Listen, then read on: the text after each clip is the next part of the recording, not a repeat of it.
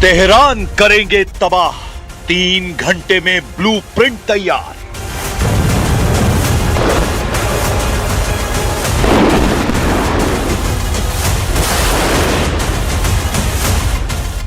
तीन घंटे तक चली राष्ट्रपति ट्रंप और प्रधानमंत्री नेतन्याहू की खुफिया मीटिंग ने ईरान के होश उड़ा दिए हैं। दावा किया जा रहा है कि ईरान को पक्का यकीन हो चुका है कि अमेरिका इजराइल के कंधे पर बंदूक रखकर ईरान पर घातक हमला कर सकता है। खबर तो ये तक है कि दुनिया के सामने अमेरिका दिखावा कर रहा है कि वो ईरान पर हमले की जोरदार तैयारियां कर रहा है, लेकिन हकीकत में असली हमला इजराइल की तरफ से करने की तैयारी चल रही है। खबर तो यहां तक है कि इजराइल ने पिछले 45 दिनों से चुपचाप ईरान पर बड़े हमले की तैयारियां कर ली है,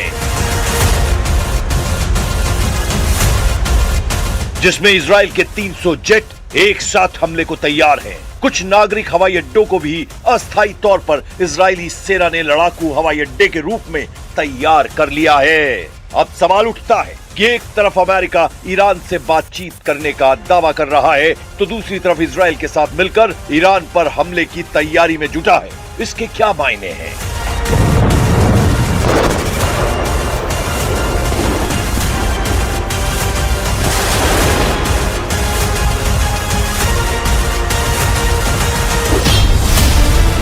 ट्रंप बातचीत करते रहेंगे, नेतन्याहू बारूदी हमला करेंगे।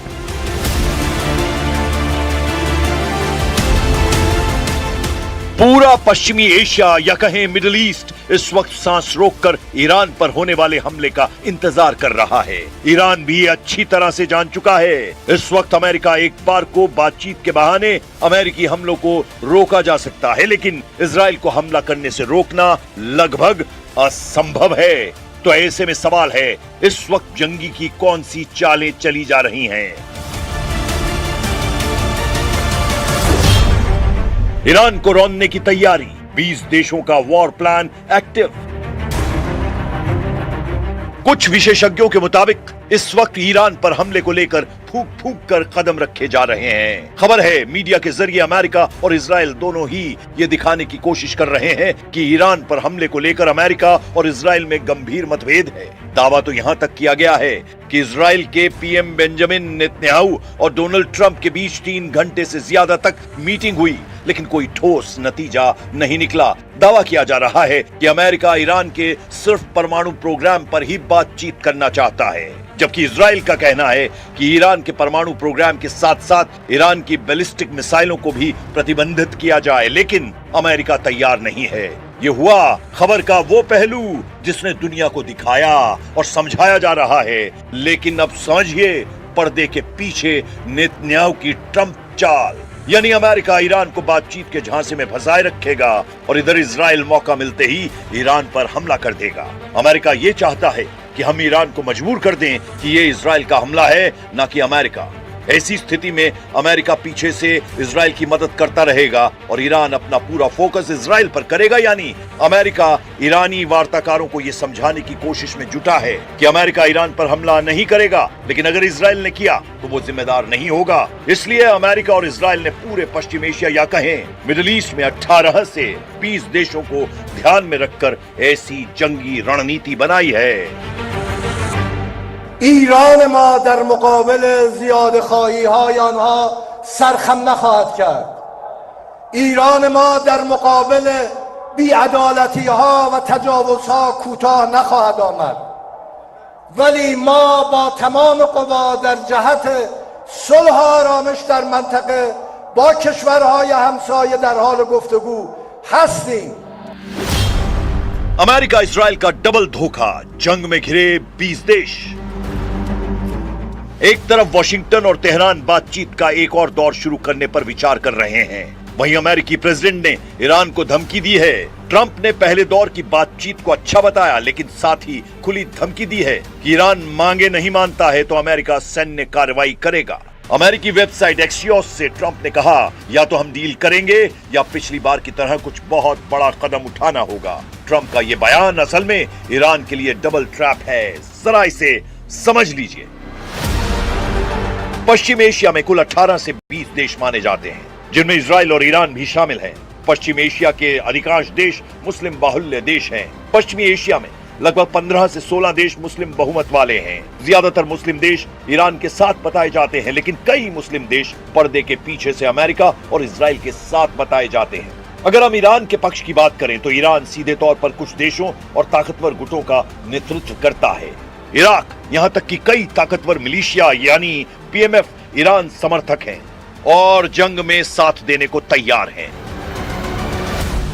यमन, हूथी विद्रोही। यमन का एक बड़ा हिस्सा नियंत्रित करने वाले हूथी ईरान के इशारे पर काम करते हैं। ये ईरान के इशारे पर अमेरिका और इजराइल के अड्डों पर बड़ा हमला कर सकते हैं।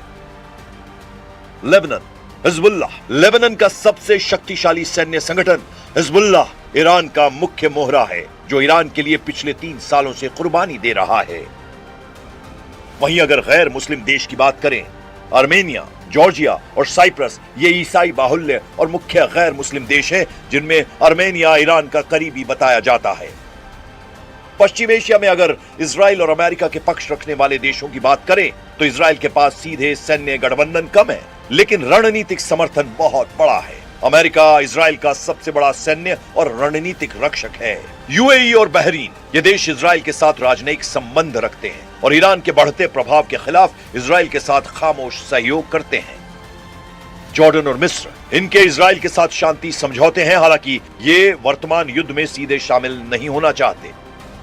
सऊदी अरब आधिकारिक तौर पर इजराइल का मित्र नहीं है, लेकिन ईरान को अपना सबसे बड़ा दुश्मन मानता है, इसीलिए वो अमेरिका इजराइल गठबंधन के करीब रहता है। पश्चिम एशिया में तुर्की एक ऐसा देश है जिसकी भूमिका न्यूट्रल से आक्रामक के बीच बदलती रहती है। वो नाटो का सदस्य है, लेकिन गजा और फिलिस्तीन के मुद्दे पर इजराइल का कड़ा विरोध करता है।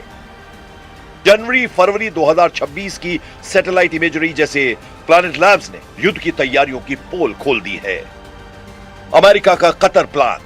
कतर के अल उदीद एयरबेस की तस्वीरों से पता चला है कि अमेरिका ने अपने पैट्रियट मिसाइल डिफेंस सिस्टम को मोबिलाइज कर दिया है। पहले ये एक जगह फिक्स थे, लेकिन अब इन्हें भारी ट्रकों M983 हैमिट पर तैनात किया गया है ताकि ईरानी हमले की स्थिति में इन्हें तुरंत दूसरी जगह शिफ्ट किया जा सके। ईरान की खिलेबंदी।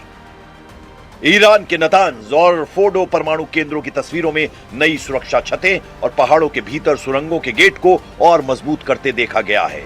पिकेक्स माउंटेन के पास भारी मशीनरी, क्रेन, कंक्रीट मिक्सर देखी गई हैं, जो इस बात का संकेत है कि ईरान अपने मुख्य ठिकानों को हवाई हमलों से बचाने के लिए उन्हें जमीन की गहराई में और सुरक्षित कर रहा है।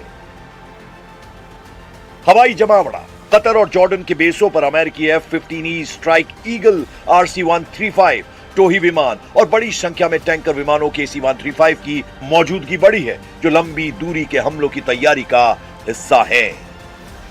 लेकिन दूसरी तरफ ईरान भी पूरी तरह से तैयार है। ईरान का सुनामी हमला।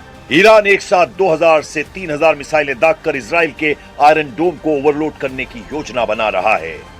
अमेरिका की रेड लाइन। अमेरिका ने स्पष्ट किया है कि यदि ईरान ने 60% से अधिक यूरेनियम संवर्धन किया तो वो सीधा हमला कर देगा। जरा कल्पना कीजिए, अगर अमेरिका जमीन, समंदर और आसमान से एक साथ हमला ईरान पर कर दे तो ऐसे हालात में ईरान क्या कर सकता है? क्या वो अमेरिका और इजराइल के संयुक्त हमले के सामने टिक पाएगा? ये सवाल इसलिए खड़े होने लगे हैं क्योंकि ट्रंप ने बड़ी चालाकी से अमेरिका के सबसे बड़े बेड़े में से एक समुद्री जंगी बेड़े को ईरान के बेहद करीब हमले के लिए पहुंचा दिया है।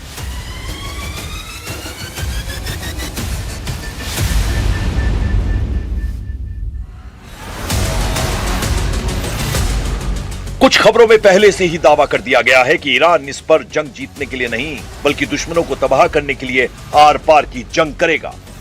लगभग 3000 बैलिस्टिक मिसाइलें ईरान ने एक ही झटके में हमले के लिए तैयार रखी हैं।